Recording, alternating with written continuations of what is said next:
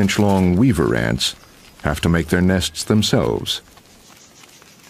They build them out of leaves. They turn the leaves into green chambers with floors, walls, and ceilings. The way they do it is with glue. First, some of the ants turn themselves into living safety pins, pulling the leaves together and holding them there. That's one team. Next come the weavers. They pick up larvae, their yet unformed little sisters, take them to the seams and use them like living shuttles, tiny glue guns. They stimulate them to secrete threads of sticky, web-like silk that holds the leaves together. Without any apparent supervision, the ants know exactly where to clamp the leaves and where to apply the silk. There are 500,000 ants in the colony, but they behave as though they were all part of a single mind, each one doing what's needed in the right way to build a complex of chambers and corridors out of living leaves.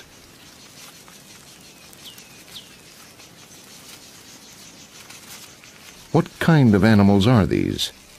What kind of intelligence? What is an ant? It's an insect, a social insect in the same group as the bees and wasps. A human weighs about 10 million times more than an individual ant. But since ants far outnumber people, all the ants in the world weigh about as much as all the people. But while there's only one species of human, there are thousands of different species of ant. Each one is a finely tuned specialist, exquisitely adapted to its own particular environmental niche. But all species of ant have the same basic body design. It's the best one for their miniature world, but it's a design that has kept them small. As insects, they have 6 legs and 3 body segments: head, thorax, and abdomen. And like all insects, ants wear their skeletons on the outside. This exoskeleton is a hard, waterproof armor that supports and protects. Ants breathe through their sides, through valves called spiracles. When they open, air rushes in, circulates through a network of tubes, and then rushes out again. Every cell gets its oxygen delivered direct. That's the internal air conditioning system. Ants also have a disinfecting system, a pair of metapleural glands that ooze antibiotic and keep both ant and colony free of germs. Only ants have this. Ants, in fact, are little chemical factories. A whole battery of glands produce chemical signals or pheromones that are the commands in ant communication. Ants send messages by laying a trail of these chemicals. And other ants pick them up with their antennae, which are covered in tiny sensory organs capable of reading the complex chemical messages. Then there are the eyes. They are made up of hundreds of small lenses that produce a mosaic image of the world. An ant's jaws or mandibles are its main tools. Molded from the hard exoskeleton, they come in every shape imaginable. Their size and design can tell us a lot about an ant's lifestyle.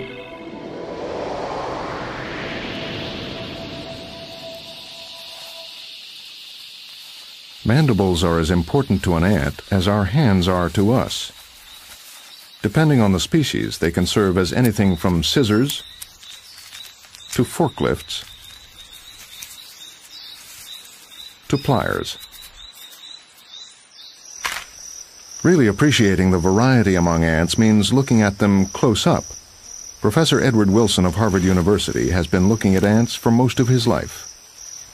It's easy to think that all ants look alike. I mean, after all, we're looking at them from way up here, way down there, you know, like Godzilla looking at the inhabitants of New York City. But in fact, these little creatures are strikingly different from one another, one species to the next. One ant is typically as different from another kind of ant as a wolf is from a tiger or even a rhinoceros.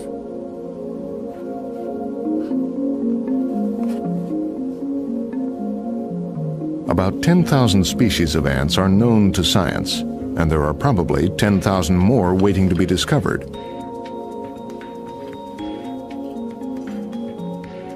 The largest and most abundant group is the Pheidole ants.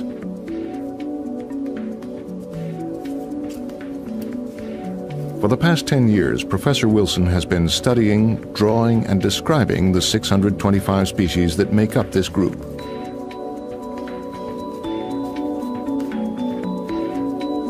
Over half are new species, and he is the first person to really see them in detail. Among them, he has discovered ants with weird and wonderful adaptations. Let me give you an example. Two of the species that I'm describing right now have anatomical features which are just amazing.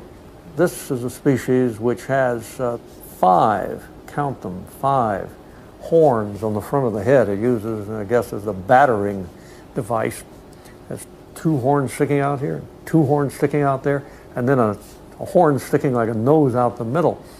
This was so unusual that I named it Pheidole mirabilis, the miracle Pheidole. Maybe I got carried away a bit with that, but I thought it was truly a wonderful one.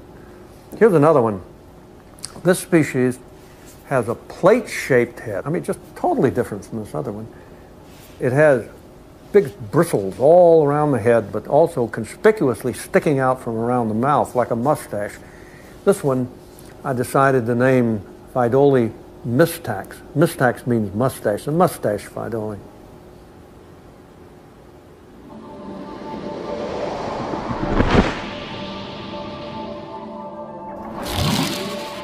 Get close enough to ants and they might almost be from another planet.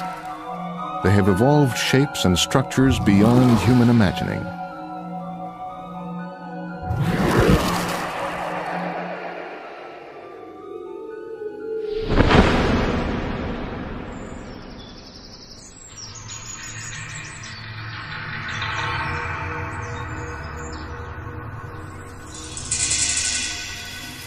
The one thing all ants have in common is society.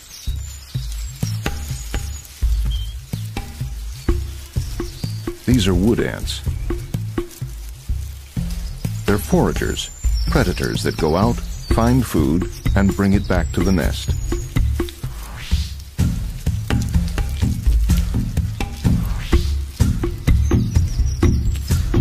Even though each ant is strong, capable of carrying twice her own body weight, a lot of the prey is just too big for one ant. In which case, there's teamwork. It's not size, it's not speed, it's not even strength that makes ants what they are. It's this, the teamwork. Hundreds of thousands of cooperating insects spreading through the woodland like a huge digestive tract, pulling anything edible towards the gut of their nest.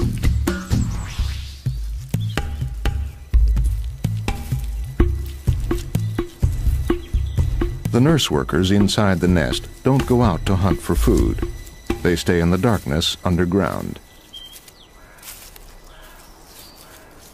Ants cannot eat solids. These foragers feed on the body fluids of their prey. Each takes what food it needs for itself. The rest is stored in a part of its gut called the social stomach. This food is for sharing. It is fed to the nurse workers, and it's done with a sort of a kiss.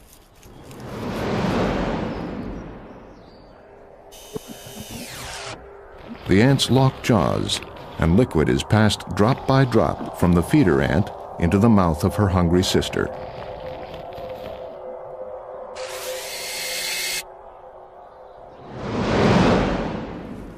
One of the strengths of an ant colony is the individual ant's dispensability. Killing a colony by killing the workers is all but impossible. But one ant in the colony is absolutely vital, the queen. By using the sperm she stored when she mated, she's the mother of everyone, and everyone's future. An ant manufacturing machine at the head of a conveyor belt of eggs. Eggs are cared for by the nurse workers. These wood ant eggs stick together so that they can be carried easily as a bundle. The creature that emerges from an ant's egg looks nothing like an ant. What hatches out is the ant's larval form, the baby stage, an eating machine designed solely for growing. And as it grows, it sheds its skin to reveal a new skin underneath. 3 or 4 times this happens, until finally the eating stops and the larva prepares for the next stage of its life. This is the pupa, and developing inside the protective silk sleeping bag is a recognizable ant.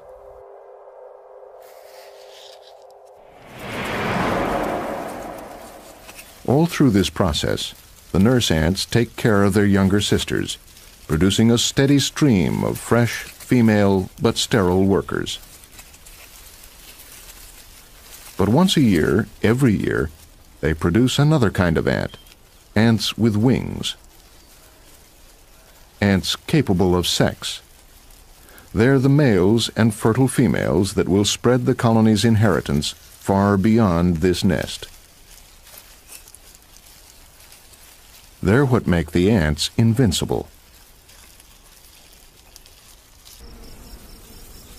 One day in July in northern Arizona, one colony of harvester ants is doing what all the harvester ant colonies in northern Arizona are doing today: launching.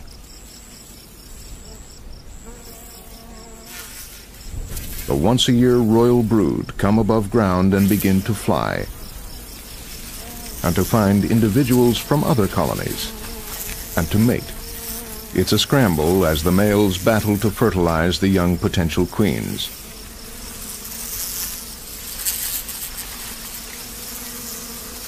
And then, having done the only thing in life they were ever meant to do, the males die.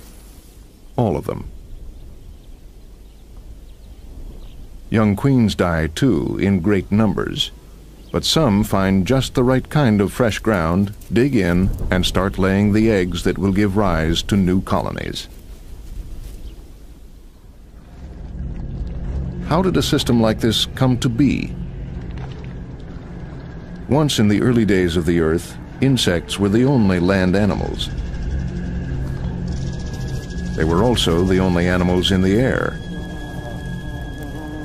At least 100 million years before birds and bats appeared on the evolutionary scene, insects had wings.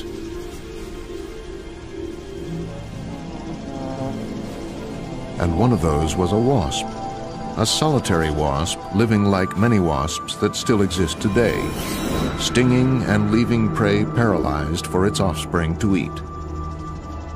In time, some of these wasps started building their nests in clusters, probably to help deter predators. They were still essentially solitary, though, and their offspring left the nest as soon as they could fly.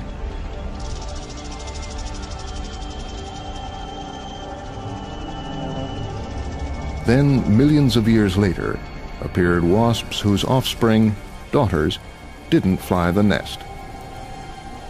They grew up there and helped their mother raise more daughters. They became purely their mother's helpers, and didn't themselves reproduce.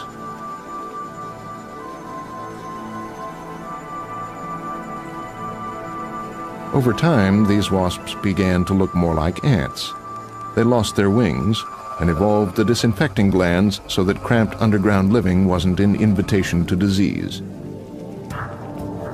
They hung on to their powerful wasp jaws and stings, though, and were among the fiercest predators around by the time the dinosaurs appeared. Ants not only saw a lot of individual dinosaurs come and go, they saw the end of the whole dinosaur dynasty. And ants have been ruling the world ever since.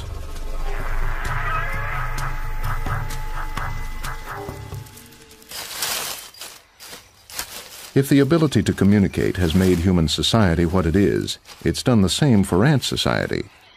Professor Edward Wilson. I'm often asked, do ants really communicate with one another? And the answer is, of course they do. Tiny animals that live in the ground almost have to communicate with chemicals. When you're that small, you're in the dark, a lot of the time in closed spaces, it's very difficult, obviously, to communicate by sight. It's difficult to evolve systems to allow you to communicate by sound. The ants have elaborated a chemical communication system, probably the most complex in the animal kingdom, and as close to what might be the kind of communication system we would find on another planet.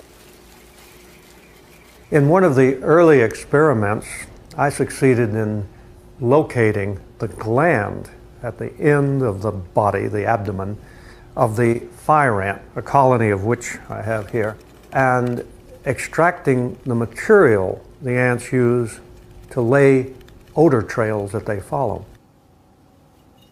When this substance is laid as an artificial trail, it speaks volumes to the ants.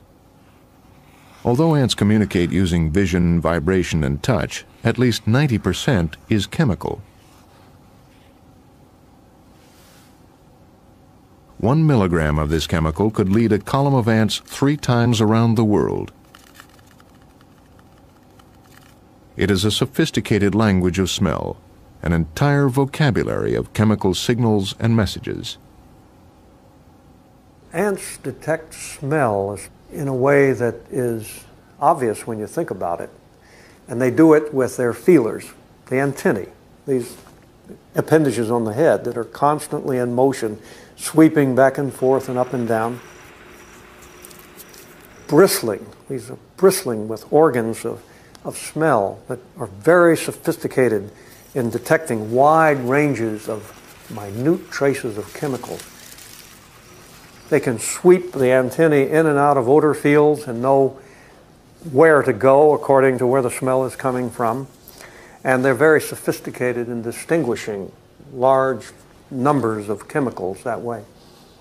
One use for the exquisite sense of smell is to tell insider from outsider. All the members of this weaver ant colony smell the same.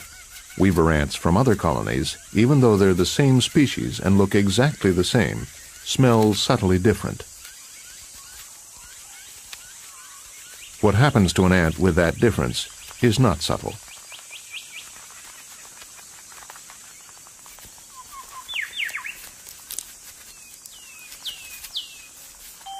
It doesn't matter what you look like, as long as you've got that membership smell. A fact a jumping spider dines out on.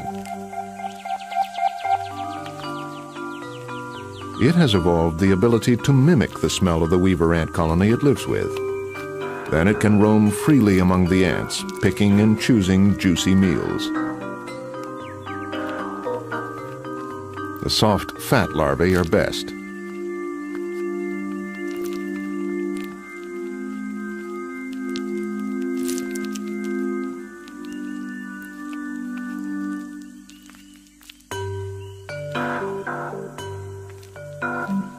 A weaver ant confronts what, as far as she's concerned, is one of her sisters. The ant's just doing her job, carrying a larva from one place to another.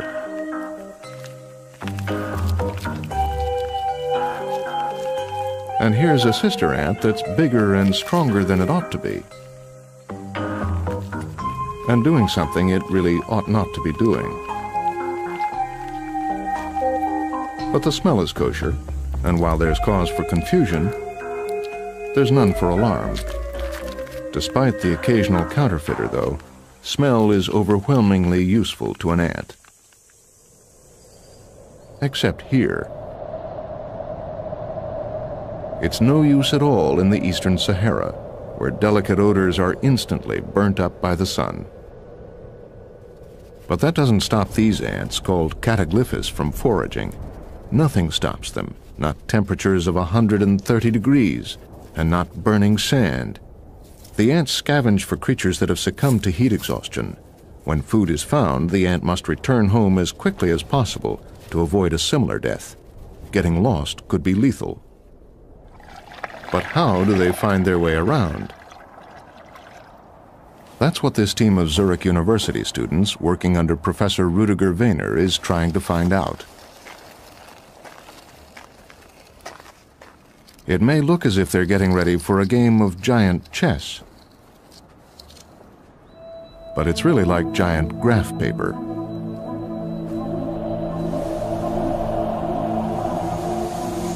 And it's used to follow and record the desert ants as they search for food.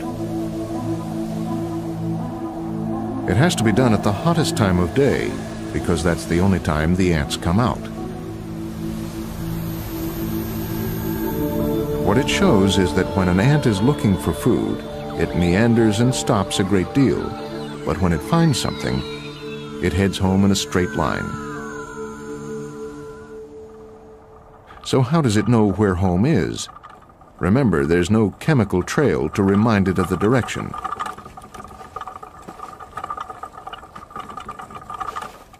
Professor Wehner has been studying Cataglyphus ants for 20 years, developing his theory that it's something to do with the light.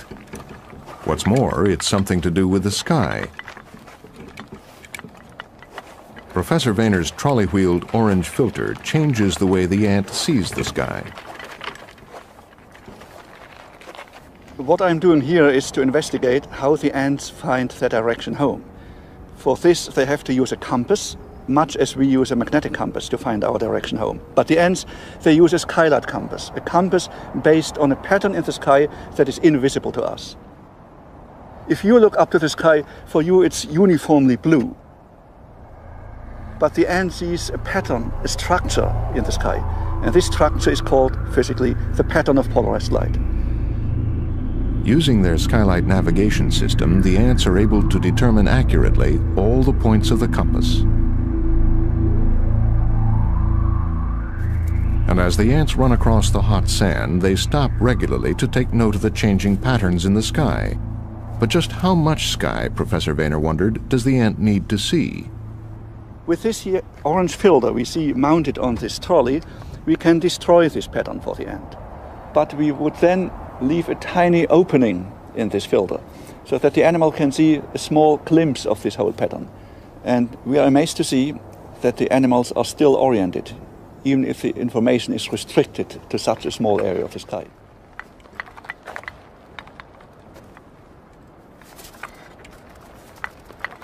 But is the sky all the ants use?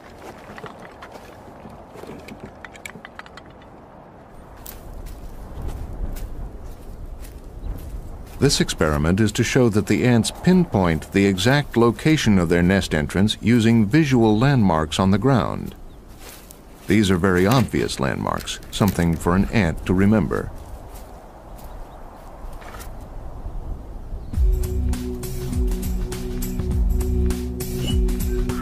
The ant needs to find its way home to its nest.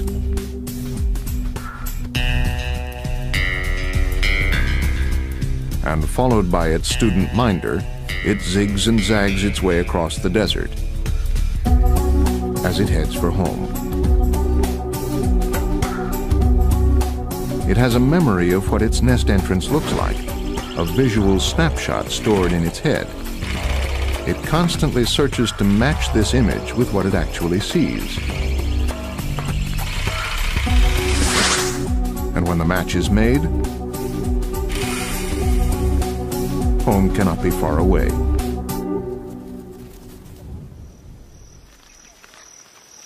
Not all ants are predators or scavengers. These are the leafcutter ants of Central and South America, and they're a farming community, and they were farming 50 million years before we ever were. They don't farm the plants whose leaves they're actually cutting. No, these are wild plants growing within a 200-yard radius of the ant's nest. The ants cut out sections of leaves and carry them like sails to the nest. There, the leaves are handed over to other ants, which clean them and cut them into smaller pieces. They're then weed it, harvest it, and feed it to the other ants.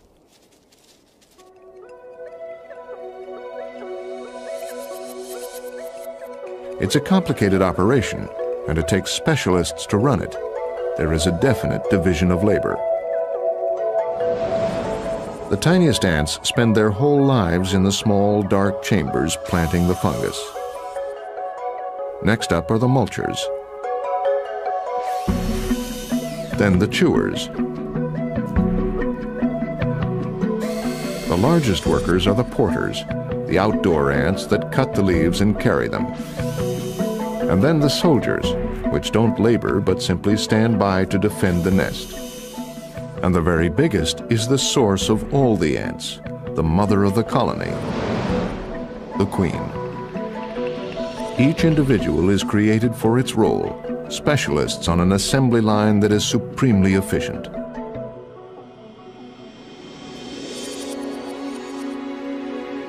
Many plants make poisons.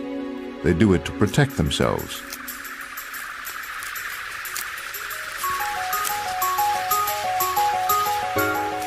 But because the leafcutter's fungus is able to neutralize most plant poisons, the ants themselves will take almost anything back to the nest. It's a big advantage. They can cut whatever's handy.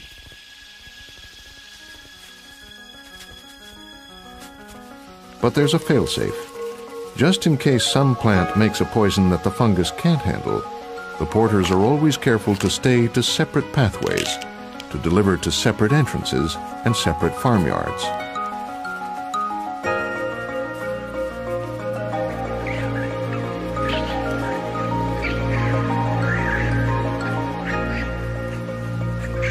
So if something deadly is introduced to the nest, it only ever affects part of the colony.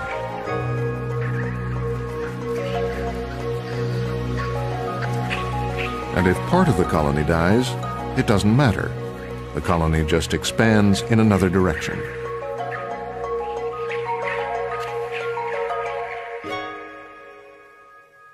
Another potential problem is wild fungi. The ants have created perfect conditions for their own domesticated variety. To keep a hardy wild species from invading and taking over, they apply weed killer. It comes from the metapleural glands, the same glands that all ants use to suppress bacteria. Humans fight bacteria too, but the bacteria mutate to resist human antibiotics almost as fast as scientists can find new ones. Can ants help? Professor Andrew Beattie of Australia's Macquarie University thinks so. We started by asking a very simple but very powerful question, and that is, where would you expect antibiotics to have evolved? And one answer is amongst animals that, like us, like human beings, have evolved to live in highly organized societies where contagious disease takes hold very easily and very quickly. And of course that applies equally to people and to ants. One of the big problems about ants, of course, is that most of them are very tiny, and so we were looking for the biggest possible ones to start our research, and the Australian bull ant is one of the biggest in the world.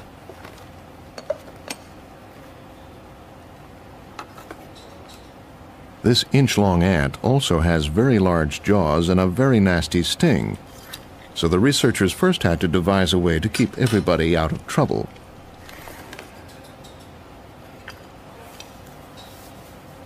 A wild bull ant is virtually germ-free. The antibiotic nature of the liquid that oozes from its metapleural glands keeps it free of bacteria and fungal infections, and much cleaner than human skin. Although the bull ant is a big ant, the opening to the metapleural gland is very small. A microscope, a steady hand, and a microfine glass pipette are what's needed to draw off the liquid.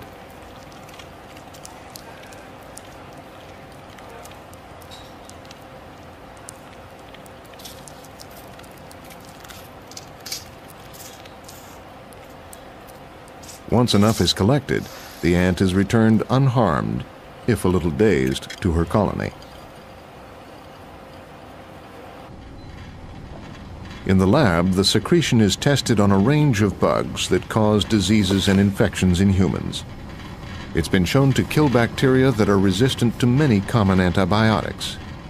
In a world where new antibiotics are hard to find, ants would seem to have a promising future. Recently, word has got around about our research, and I had a phone call from an Aboriginal woman who told a fascinating story of growing up in the bush. When she was a child, if she got a cut or a gash, her mother would take a piece of clean cloth and throw it onto a bull ant's nest and stir it around and get them really angry. Then, when the cloth was covered in these enraged animals, she would take it off with a stick and shake them off, and then she would use the cloth to bind the wound. And this clearly suggests that she understood the healing properties of bull ants. And from this point of view, I feel that our discovery is in fact really a rediscovery.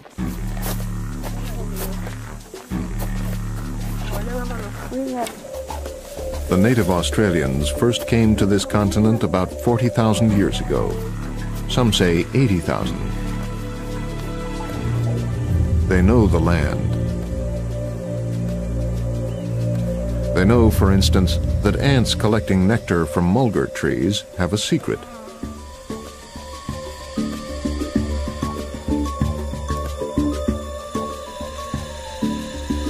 It's a secret that gets the ants through the hard, dry times, which is most of the time in the vast interior of Australia. They store the mulga nectar in underground pots, living pots. They're ants whose existence serves one purpose: to receive nectar from their sisters and fill their abdomens with it. They don't drink much of it themselves. They just keep it and regurgitate it when it's needed, hanging from the roof of their underground nest like subterranean grapevines.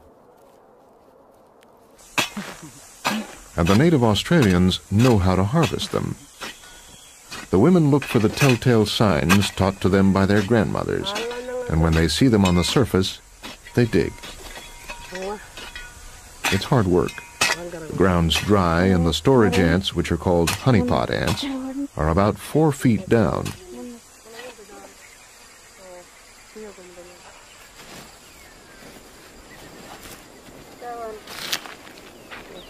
It takes hours sometimes, and great skill.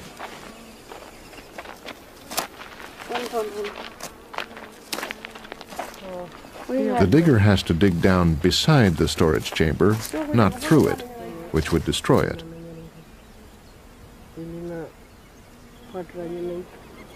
And the honeypots have to be prized out gently so that they don't burst. Careful handling ensures few honey sacs are broken.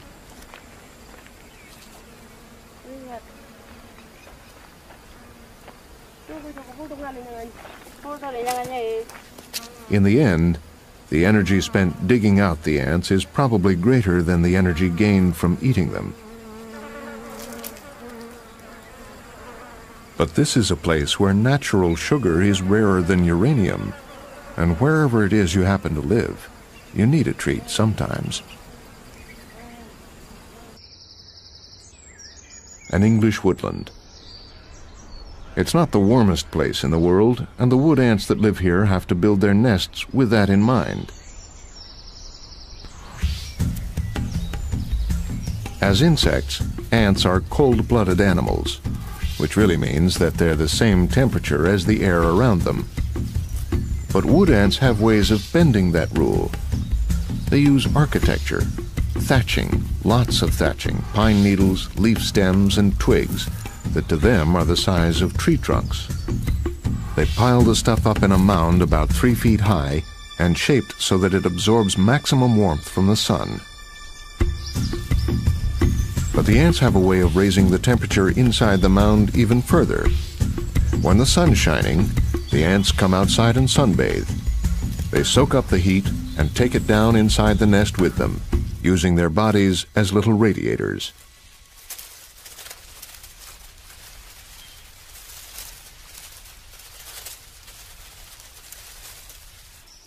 The wood ants turn a stack of twigs into a world with its own independent climate. There are even internal variations, with the warmest parts in the center. One reason the heat is necessary is that the delicate larvae have to be kept at a more or less constant 74 degrees. And as the heat in the nest goes up and down and shifts throughout the mound, the nurse ants, carrying the larvae, have to keep chasing that perfect temperature from chamber to chamber. What wood ants have done for themselves is to open up natural barriers. Their heating system means that they can live in parts of the world that, by rights, are too cold for ants.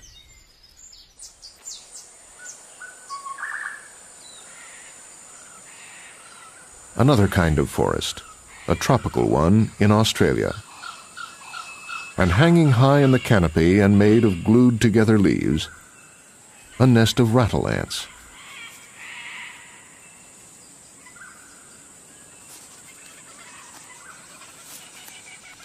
Inside, it looks like ant business as usual.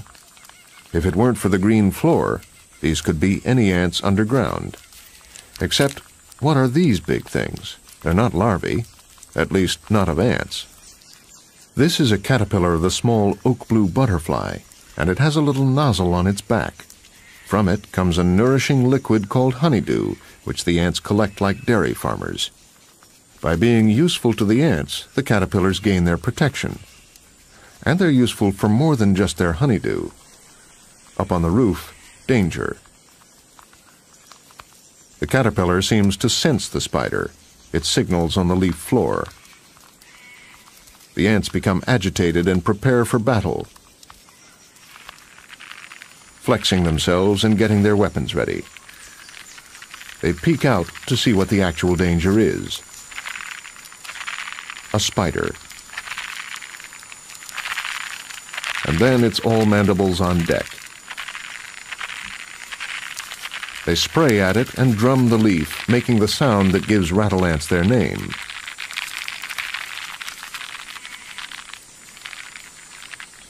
Exit spider.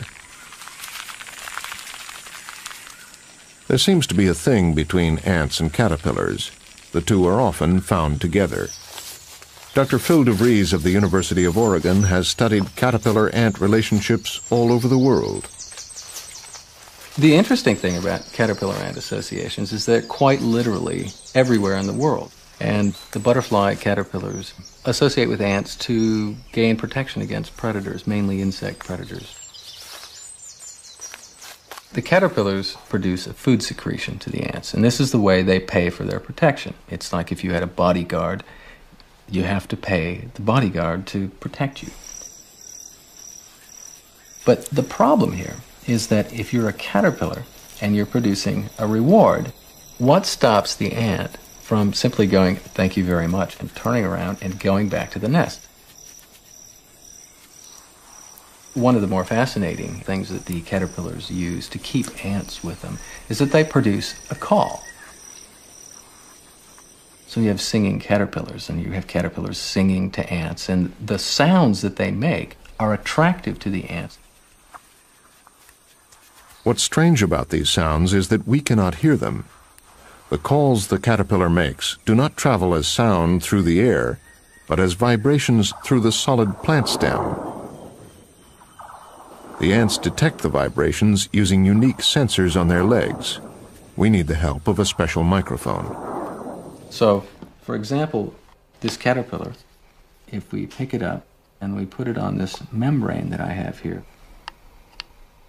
we hear nothing now. But if you use the very sensitive microphone, and as you'll hear, that produces a call.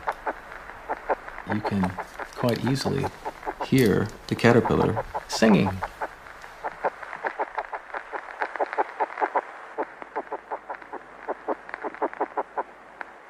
Now, think about it. How many caterpillar calls have you heard?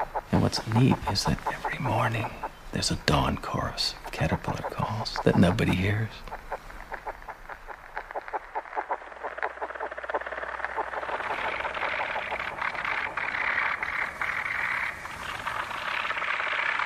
It was while working in Panama on one particular group of butterflies that Phil DeVries first discovered how the caterpillars made their calls.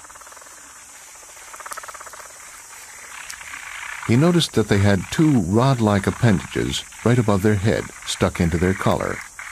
Called vibratory papillae, these beat up and down on top of the head, and the head itself moves in and out. The papillae have pronounced rings and move over small bumps like guitar picks on the caterpillar's head. I was reminded immediately of this. which is the South American salsa instrument called the güiro. There's deep grooves in the appendage, like the güiro, and simply that runs up and down across the head, producing a call. The caterpillars, with their calls, are effectively deceiving the ants because the caterpillars are talking in ant language. And if there are caterpillars on the moon that associate with ants, I'll bet they make calls too. So the caterpillars talk to the ants, and the ants protect them and milk them. It's a good deal for both. Except that somehow the relationship between this caterpillar and the rattle ants has developed a strange twist. The caterpillar eats the ant's larvae. Most caterpillars eat leaves, and in a way it's lucky this one doesn't, or the ants would literally be out of house and home. But it does seem strange when what amounts to your cow dines on your children. It's been going on for millions of years, though, and both species have obviously survived. Australian weaver ants, and a normally fearsome spider that has wandered onto the wrong leaf. The ants don't care what reputation a creature has. If it comes too close to their nest, it's simple cause and result. They attack, and clinging to the leaf with special claws on their feet, pin their victim down, carve it up, and take it back to their nest.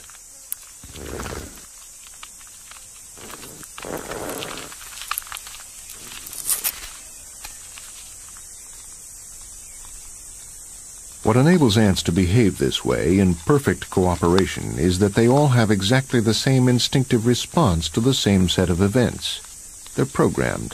It's their strength, but also sometimes their weakness. And this little Thomasid spider, which looks like nothing compared to the monster spider the ants have just dismantled, knows how to hack into the ants' program.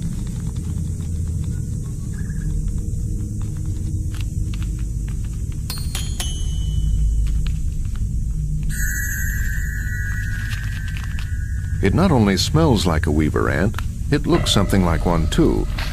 The ants tolerate its presence. This spider does not spin a web. It has other ways of hunting.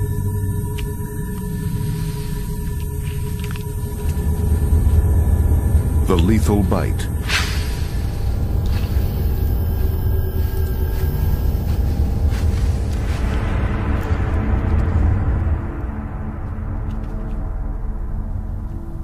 And the patient wait.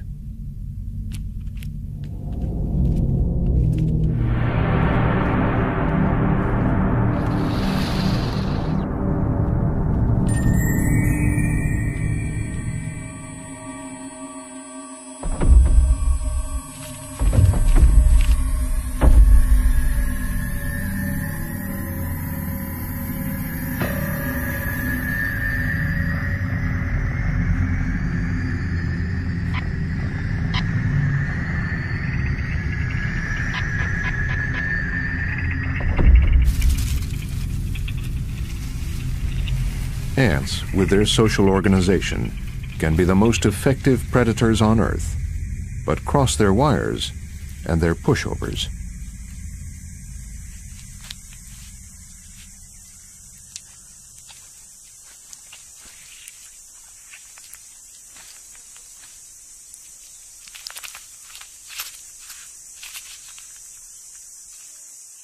Some kinds of ants, though, are never pushovers.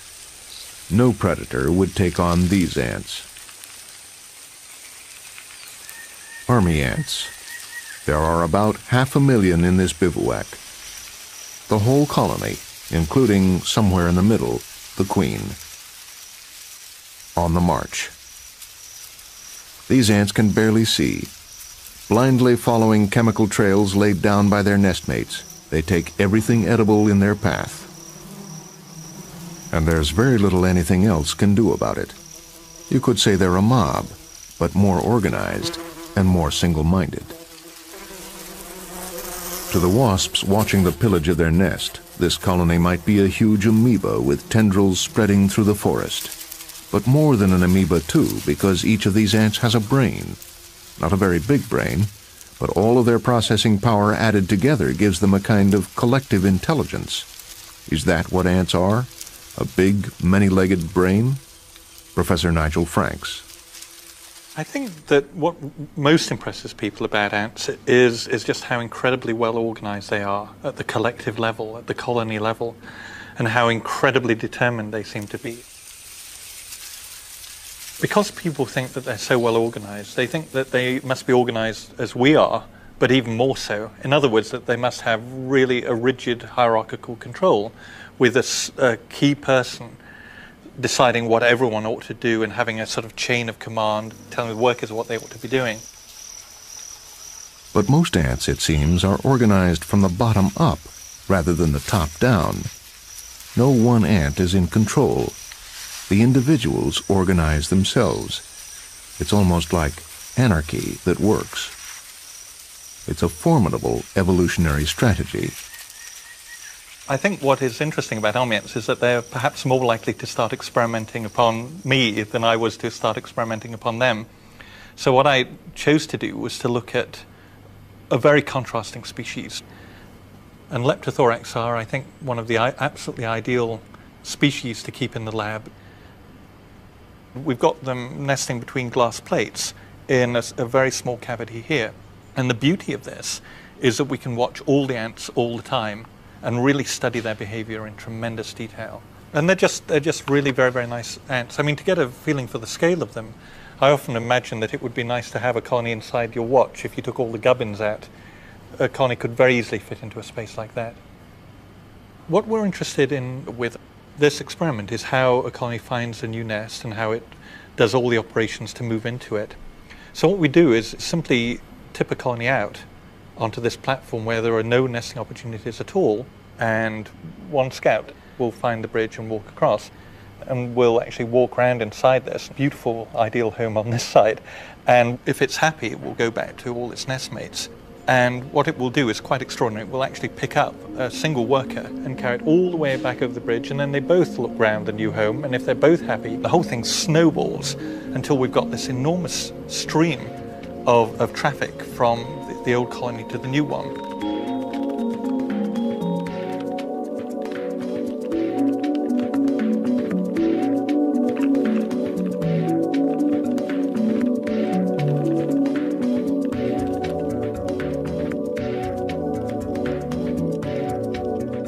When the whole colony is safe inside the new nest, some of the workers begin building a protective wall across the entrance. Grains of sand become huge boulders in the jaws of these tiny ants. Each ant indulges in what I call bulldozing behavior, where they absolutely thrust the building block into the wall and trundle it in.